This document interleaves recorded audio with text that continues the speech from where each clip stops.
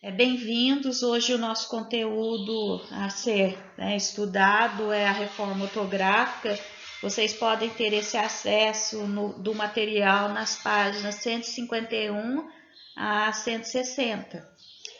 Nós temos visto, dentro dessa proposta da reforma ortográfica, que muitas instituições educacionais elas passaram a reorientar os padrões da escrita com o estabelecimento desta nova reforma ortográfica.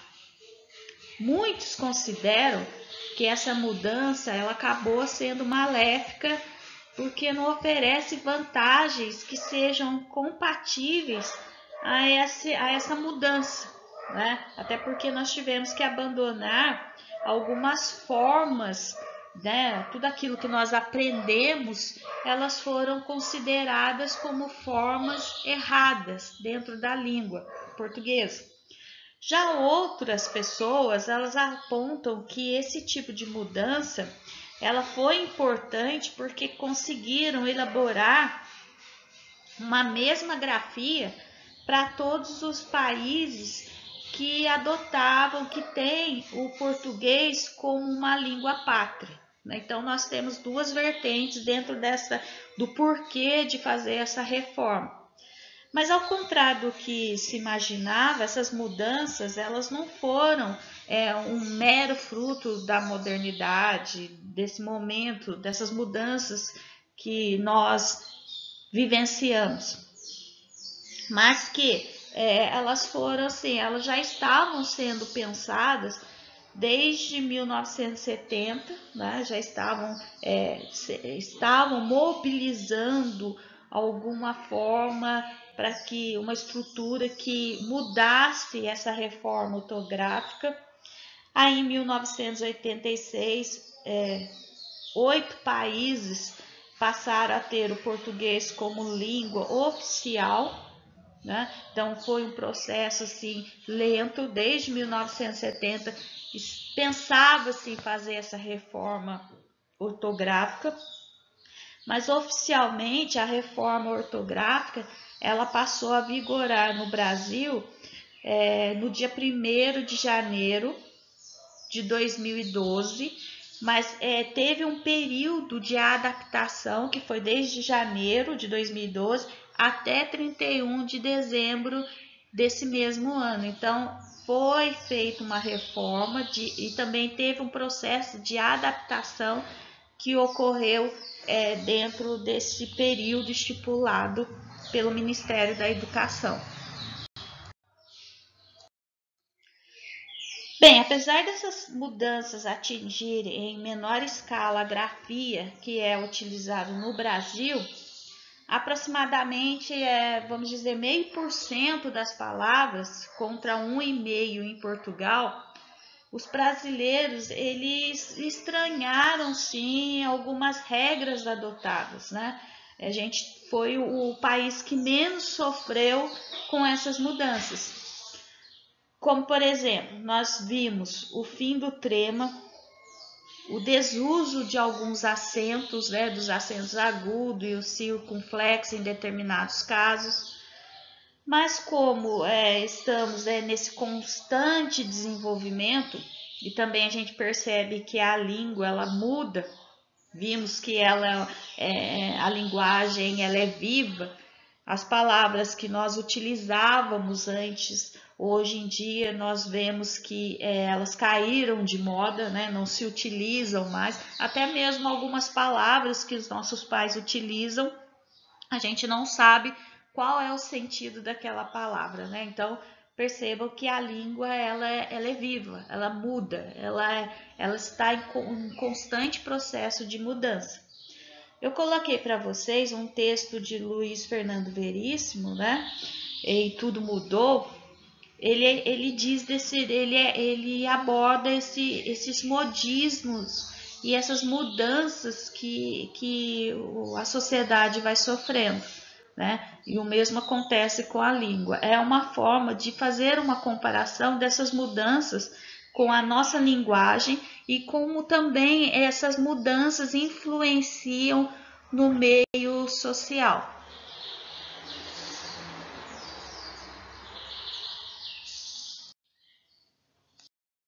O principal objetivo da reforma ortográfica era unificar e padronizar a escrita nos oito países que utilizam a língua portuguesa. Mas a pergunta é, mas por que unificar? Por que ocorreu essa unificação? Os motivos apresentados foram que a língua portuguesa ela era a única que tinha duas grafias oficiais.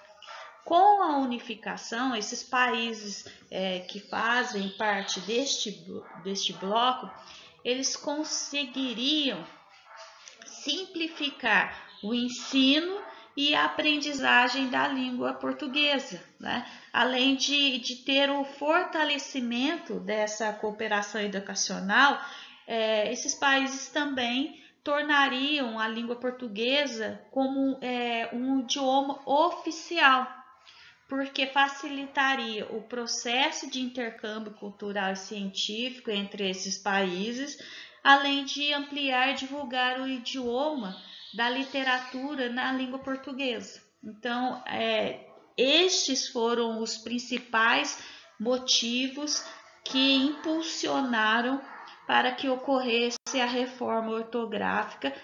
Além da unificação e padronização, estes elementos teriam consequências positivas. Com a reforma, as mudanças que ocorreram foram sobre o alfabeto, a trema, nas acentuações, que é o acento agudo, o circunflexo, o diferencial e o hífen. Mas logo à frente nós vamos ver, item a item, quais foram as mudanças que a reforma fez sobre a língua portuguesa, principalmente aqui no Brasil.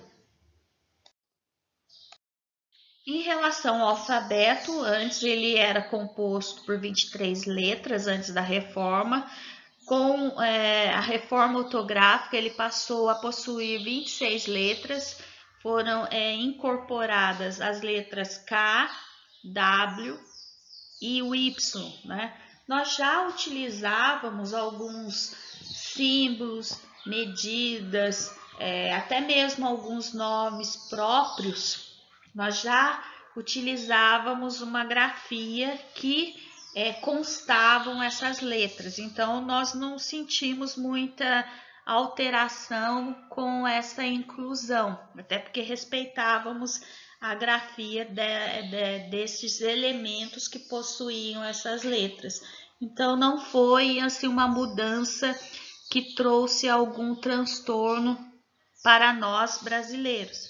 Então, a alteração é a incorporação dessas 3 letras que antes não faziam parte do nosso alfabeto.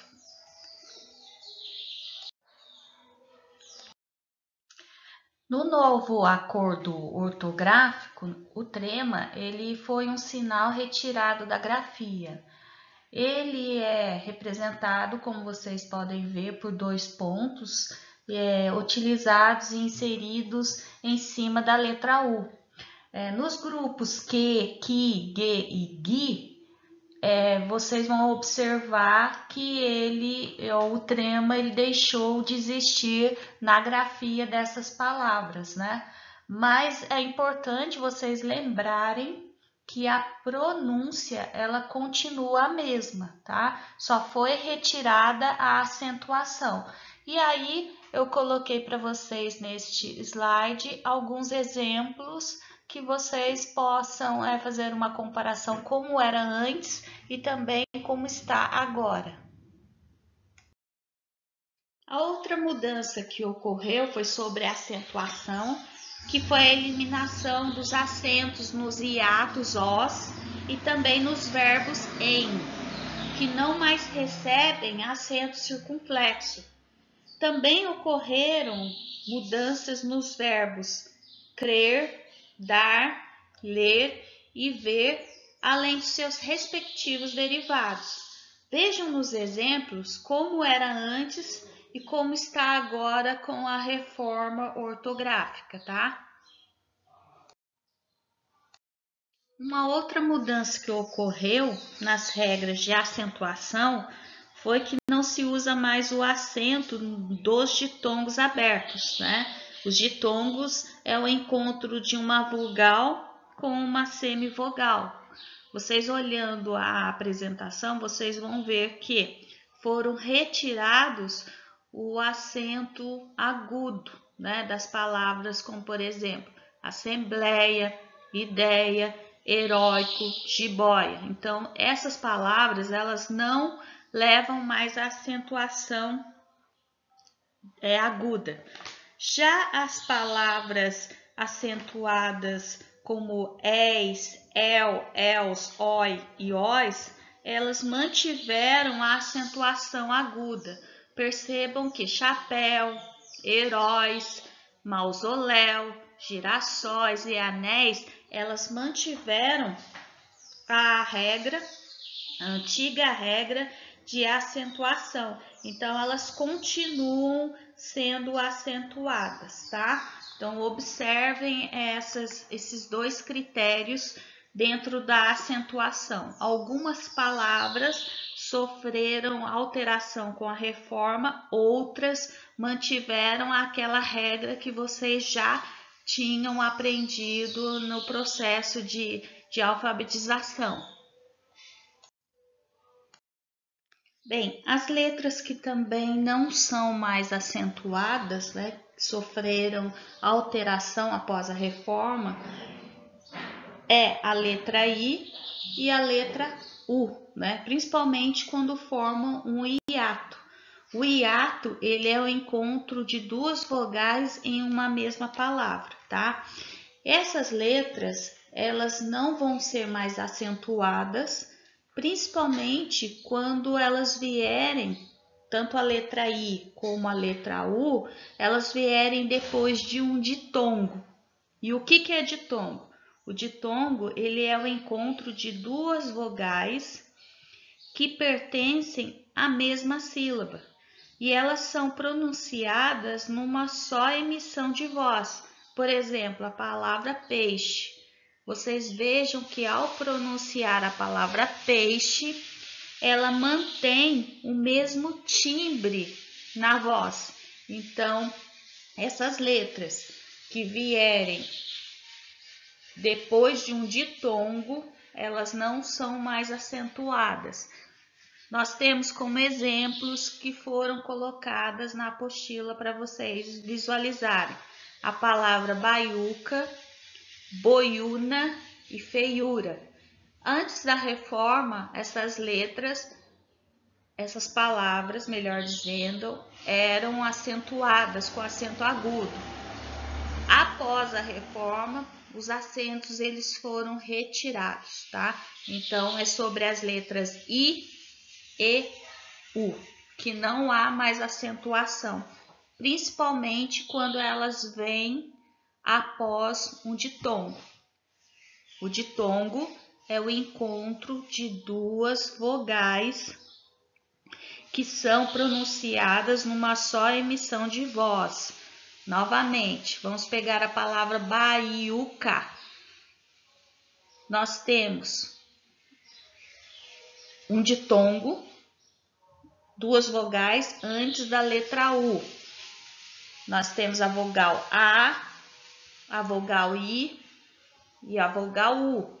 Antes da reforma, o U recebia o acento agudo. Após a reforma, a palavra baiuca não recebe mais o acento agudo. Então, nós temos dentro da palavra baiuca a formação de um ditongo e uma acentuação antes da reforma.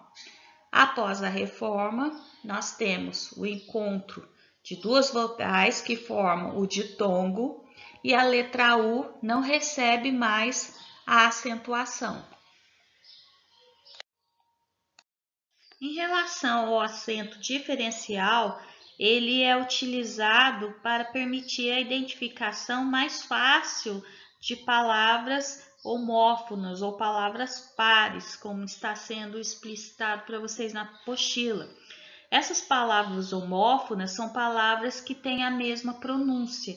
Então, nós temos como exemplo a palavra para, a palavra polo, pela e pelo. Então, essas palavras, dependendo do contexto, né, vocês conseguem interpretar, mas elas não recebem mais a acentuação para diferenciá-las sobre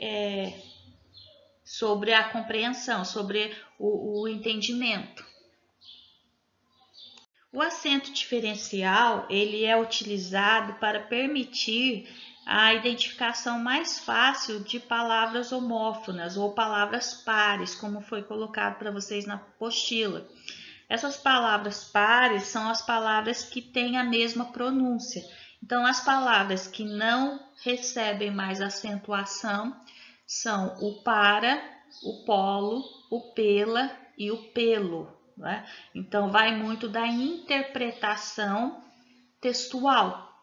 Aí sim vocês vão identificar o que cada palavra está representando. Qual é o sentido dentro do contexto, tá?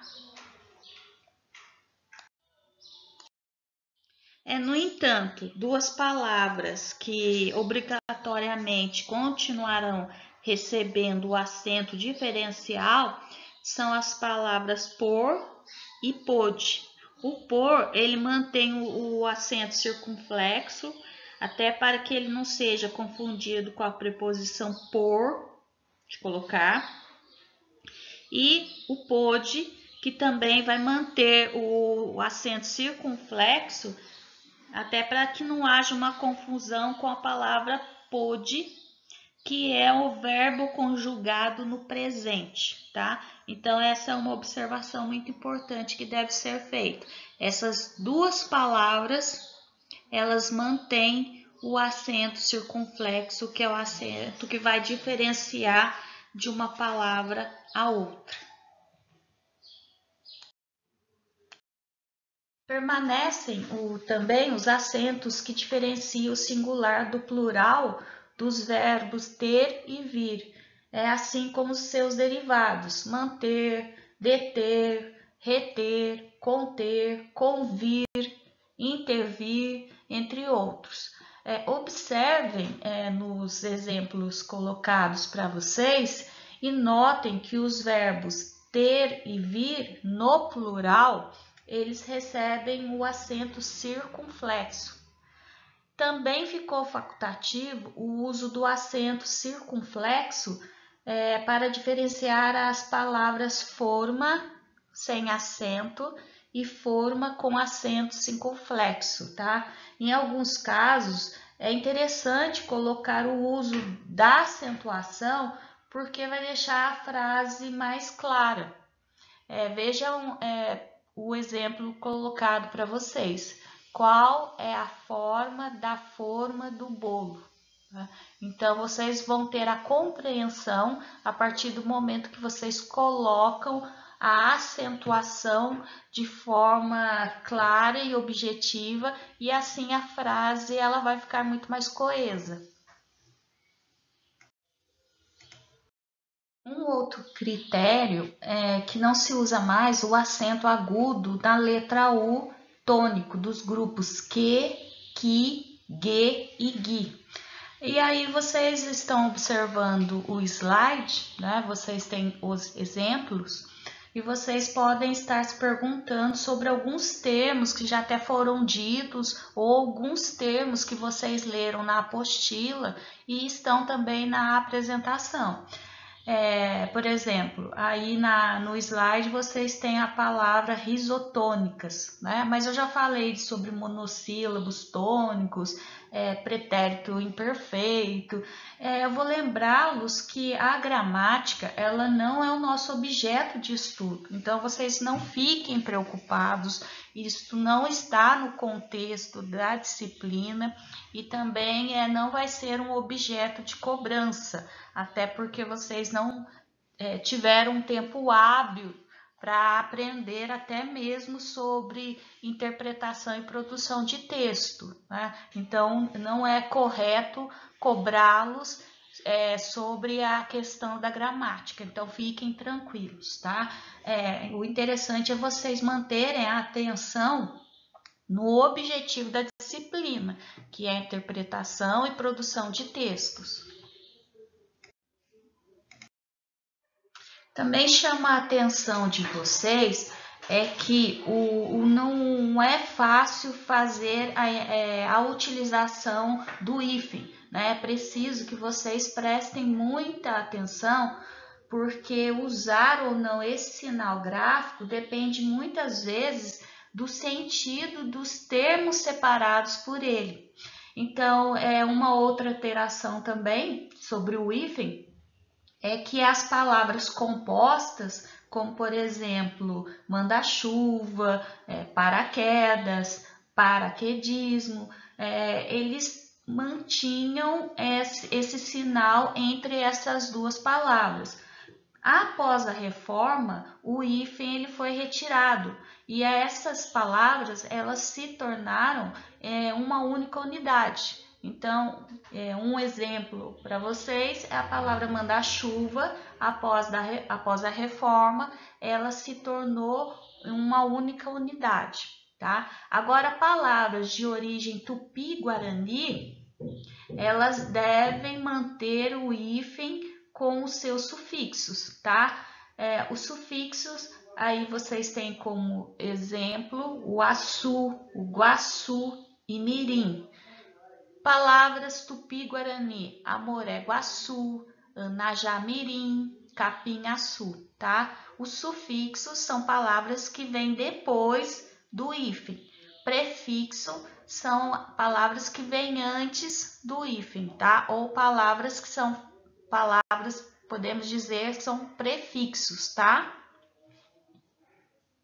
Continua a utilização do hífen nos seguintes nomes próprios de lugares compostos e os iniciados por grã e grão. Vocês também estão visualizando os exemplos, né? Grã-Bretanha, Grão-Pará e também nomes próprios de lugares, Baía de Todos os Santos, Passa Quatro, Trás-os-Montes. Então, mantém-se a inserção do sinal do hífen. Em relação à não utilização do hífen, ele deixou de ser empregado quando o prefixo termina com uma vogal e o segundo elemento, lembre-se que esse segundo elemento ou primeiro elemento é uma palavra, tá? Neste caso, o segundo elemento, ele deve começar ou com a letra R ou com a letra S. Inclusive, quando dobram-se essas consoantes, tá? Se elas duplicam, aí vocês devem retirar o sinal do hífen. Também vocês conseguem visualizar alguns exemplos, tá? O que era antes da reforma, o que está sendo utilizado depois da reforma.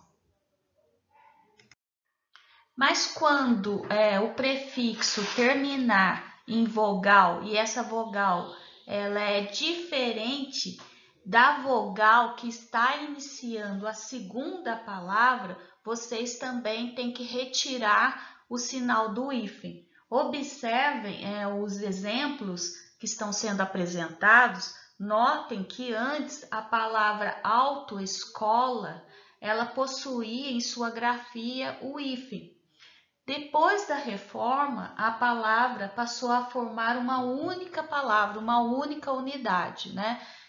Observem também, está até bem destacado em vermelho para vocês, a diferença do encontro dessas duas vogais, o porquê que foi retirado o sinal do hífen. Então, isso é também uma regra a ser aplicada. Agora, quando o prefixo terminar por vogal, vocês devem utilizar o hífen se o segundo elemento, se a segunda palavra começar pela mesma vogal. Por exemplo, anti-inflamatório. Neste caso, vocês vão inserir o hífen porque são vogais similares, são vogais iguais, tá?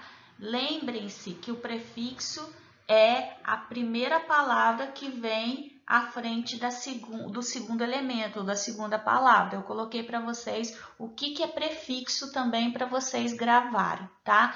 Eu coloquei até separado para vocês verem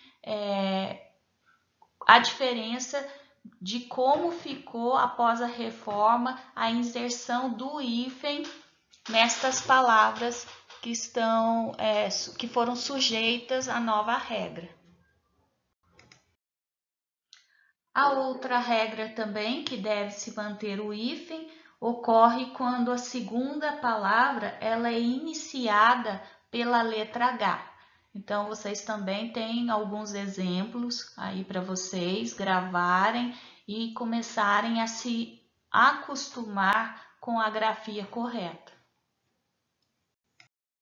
Com os prefixos circum e pan, vocês também devem usar o hífen diante de palavras iniciadas ou pela letra M ou pela letra N e também por vogais, tá? Então, seja qualquer vogal A, E, I, O, U, vocês devem utilizar o sinal do hífen. Vocês também têm os exemplos aí que eu coloquei para vocês, que são os prefixos que fazem essa diferenciação e também há a exigência da inserção do hífen. Vocês também devem utilizar o hífen nos prefixos pós, pré, pró e também em hiper, inter, super, quando a segunda palavra ou o segundo elemento iniciar com a letra R. Observem os exemplos, né? Se puderem, memorizem, para que os próximos textos que vocês forem escrever, vocês não fiquem na dúvida. Bem, outras regras que também foram colocadas é a utilização das letras minúsculas e maiúsculas e também a separação de sílabas. Deve-se manter, né, a escrita com inicial minúsculo, os nomes de dias, as estações do ano, os meses, designações de pessoas desconhecidas quando não se quer nomear e também os nomes de pontos cardeais, norte, sul, leste, oeste. Já as letras que se iniciam em maiúsculos são os nomes próprios, sejam eles reais ou fictícios, nomes de festas e festividades, nomes de instituições, né? Então, vocês devem manter a escrita, a grafia desses elementos. Agora, indiferente do uso de inicial maiúsculo ou minúsculo, são os logradores públicos, templos, edifícios, formas de tratamento, você, ele, senhor, senhora, reverência, nomes sagrados e nomes que indicam disciplinas, português, matemática, filosofia. Agora, em relação à separação de sílabas, não houve nenhuma alteração. Ela vai ser dividida de acordo com base na soletração e não na base dos elementos ou das letras que compõem a palavra. Então, observem que não houve nenhuma alteração. As palavras elas só vão ser divididas de acordo com a soletração. Bem, essas regras foram colocadas para vocês, a reforma foi mais como um lembrete, porque vocês já aprenderam, viram como que foi feito essa modificação. Se não viram, está inserido para vocês, está bem resumido. Eu vou colocar para vocês, como eu disse, algumas regras que não foram inseridas na apostila. Não são bem regras, são alguns elementos que não estão dados como exemplos, mas que vocês podem consultar futuramente, né? E com o tempo vocês não vão precisar mais utilizar essa consulta, até porque vocês já decoraram essas regras e, além de decorar, vocês já compreenderam este conteúdo. Bem, para encerrar, eu deixo para vocês um link onde vocês podem consultar a grafia correta das palavras conforme as regras do acordo ortográfico. Este link ele é do site da Academia Brasileira de Letras, e lá vocês também conseguem acessar alguns aplicativos para smartphone ou tablet, tá? Que vocês podem baixar esse aplicativo e deixar à disposição de vocês para consulta. Até a próxima e obrigada pelo acompanhamento.